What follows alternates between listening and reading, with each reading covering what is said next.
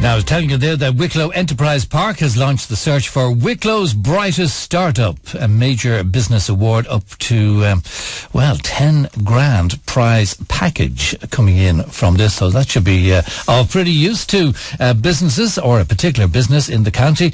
And now, Blaise Treacy joins us. He is the chair of the Wicklow Enterprise Park. You're very welcome, Blaise. Thanks for coming in. This competition, so you're coming up with the money and you're looking for a start-up. Does that mean they've just started or they're starting up? Well, anyone who has started since the 1st of January 2010 is entitled to participate in this particular competition, which, as you say, is worth 10,000 to the winner. There's a £5,000 cheque being contributed by the Enterprise Park, and there's 5,000 free advertising being donated by Wicklow, by East Coast Radio, for which we're very grateful indeed. So we expect that the competition, by the way, is open to applications as of now. There'll be further announcements here and in the printed press. The closing date is the 11th of May 2016. It's a Wednesday, and it's a matter of each individual applicant submitting details of their own activities, why they were created, how they were created, and how they're doing. And if they're still in business and have been created since January 2010 and they're still functioning in Wicklow, they're entitled to participate. Right, and what do they have to furnish? What sort of details? Just the name of the company, obviously, what the business is about, how it started, how it's progressing, and what their aspirations are for the future. There's no standard application form. Each company will decide what they think is appropriate to promote themselves. And how will they be judged? I mean, some people might say, well, that company made 50 grand, that company made 75 grand. Obviously, the 75 grand is going to win, but that mightn't be the criteria. Correct. There's a specialist panel will be set up, and is being set up at the moment, that will adjudicate on all of these applications, and the final 10, the best 10, will be brought forward, and they will pitch their success story here on East Coast Radio on the This Week show. Very good, and that's on Saturday morning. Very good. So, what is, for people who haven't heard about it, what is this Wicklow Enterprise Centre? I don't know if you remember it or not. We were in the country in about 1994, but we hit a very low level of economic activity in the country and in the county. And at that particular time, the unemployment rate in Wicklow was 24%, which is quite extraordinary. So Wicklow County Council, who were the premier body in the county, decided that instead of just writing strong-worded protest letters to governments and EUs, etc., they should sit down and see what they could do with their own resources to try and promote employment in the county. So they established a number of initiatives. The first one was to look at the tourism business, which was a bit fragmented. I mean, the hoteliers had their own organisation, likewise the B&Bs and the transportation people. So the county council brought them all together under Wicklow County Tourism, which still functions all the time and is quite successful. And we were advised by our sister county in Seminole that we should really concentrate on film making, that we were lucky enough to have Ardmore Studios here, and we should be supportive of them by creating what they had done in Florida, a film commission, which we did set up, and which was funded jointly by Bray Town Council and Wicklow County Council. And the County Council put full-time people into that, and they created a brochure setting out the values this county had and the assets we have for film-making. And when the producer came in, he was taken by the hand and shown all of these, and the people in question walked through whatever difficulties the producer might be experienced by way of road closures or providing an old fire engine, or if there was difficulty with the local people where the film was being shot. They worked on that too to solve the problems, and they were some of the initiatives that were taken at the time. But as well as that, the County Council also built units for business startups, both in Kilcool and in Dunlavin and in Baltinglass. And from that, it led on to the provision of the centre in Wicklow Town on the Murrow, where there was an old factory called the Selmac factory, was bought by the County Council, and the County Council Direct Labour Unit divided it into different units, so that at the moment there are 48 different activities down there, and some of them have gone on to greater things over the years, and it's there and it's available, and we're happy to talk to people who need space and make space available to them. And what can you point to over the last 21 years as being the successes of that initiative? The hundreds of people that were employed there. I mean, in the 48 activities there at the moment probably have up to 100 people working in the centre, and that of course leads to additional employment being created off-site, other agencies and companies that are need to sustain what's happening down there. And why have the award now if it's running so well? Because we're 21 years in being, and you're never running well. The day you decide that you're running well, that's the day you want to die.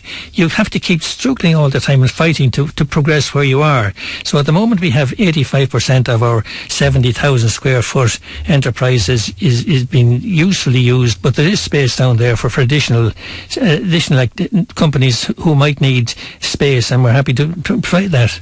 And where do you get the money from? From the rent that we receive from the tenants. Right, and what national money do you get? Well, the only national money you get really is when you're doing an extension or doing an improvement physically to the building, when we're extending the building. We started out with 40,000 square feet, we now have 70,000 square feet, and Enterprise Ireland were very, very helpful in making funding available to us on a percentage basis to enable us to do the extension. And what sort of highs has there been over the last 21 years? We did have full occupancy during the period when the Celtic Tiger was in action, but since then there is obviously a fall off in the number of businesses there and that require our support. So there has been a downturn in the number, so there is space there at the present time. Right, and it's been a success in your view. You've been with it from the beginning, have you? That's right, yes. Yeah. So what do you think? I mean, why'd you stick with it? I don't know. I think it probably... I offered my resignation on a number of occasions, but was refused. I think that I remember Bertie Ahern was on the radio some years ago, and he pointed his finger at retired public servants. He says, "You lot are doing very well. You have state-guaranteed pensions, and it's inflation-proof. It's about time you got out there and did something useful." So I think maybe it's in response to Bertie's exhortation that I'm still there. Right, and you have the support of everybody, do you? Well, usually, yeah. There is obviously up and down there are differences of opinion, which is a good, healthy sign. Yeah. Generally, the boards pull very well together. There was a period of disagreement. Oh, there always is. Yes, there are difficulties. High-profile made national papers. Yeah. That's very good. How do you look back on that? You look back at a trip to Florida, and people were very upset about that, wives included and paid for. Was it an ex gratia payment to an ex-director who left? Was it resignation of the board? Was there alleged bullying? I mean, there's been a dark period in the Enterprise Centre. Yeah, but that's inevitable. I mean, we are, and we're the premier Enterprise Centre in the country. We were the one that won the national awards and the international awards. So there was trips abroad to Portugal and elsewhere in that context. But we have nothing to apologise for. We always behaved appropriately. It's a charitable status from the point of view of the Revenue Commissioner, so that there's no rewards or remuneration or payments made to the directors, and there was no payment made to an outgoing director of the company. That didn't happen. Yeah, there was controversy about it. I'm just saying to you that it was at the time. You know, Declan, papers never refuse ink, and that sort of thing always runs. It gets legs under it. Well, if that wasn't there, did you have to pay out 100 grand or so for an alleged bullying case? But these things happen. That people. But you're saying that happened, but the other thing didn't.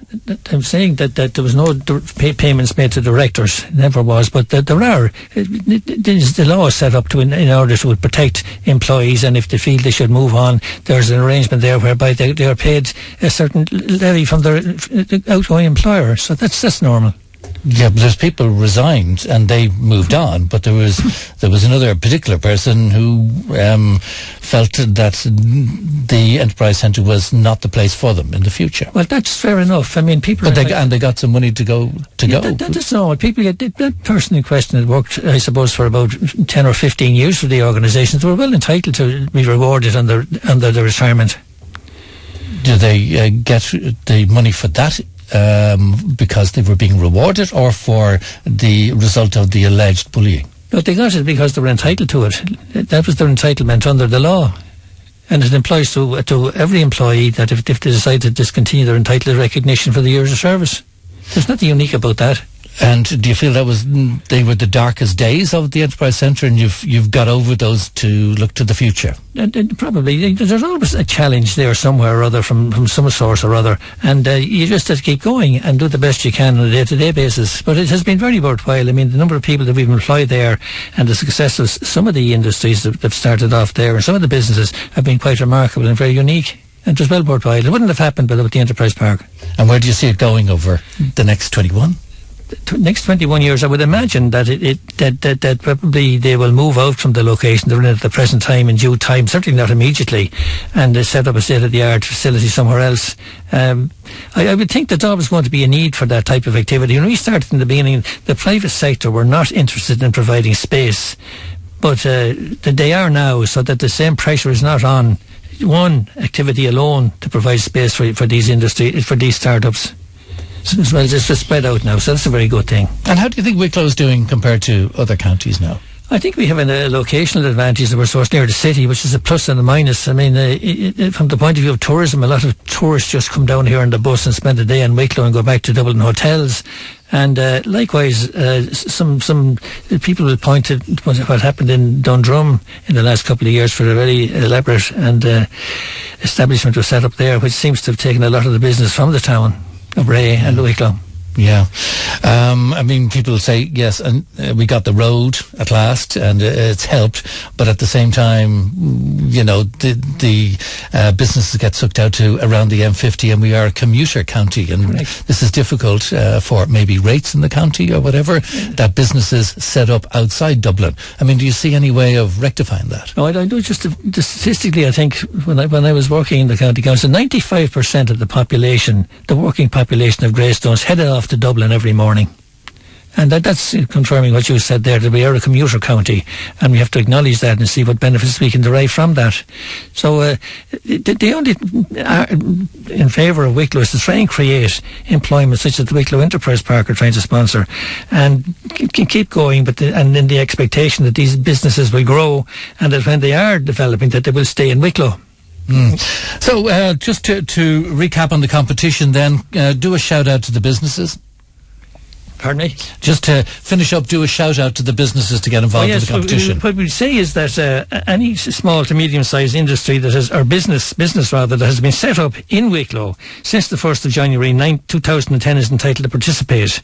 And we would ask them to make their submissions to wicklowenterprisepark.ie, or even to East Coast Radio before the 11th of May next month, and all those applications or submissions will be carefully evaluated.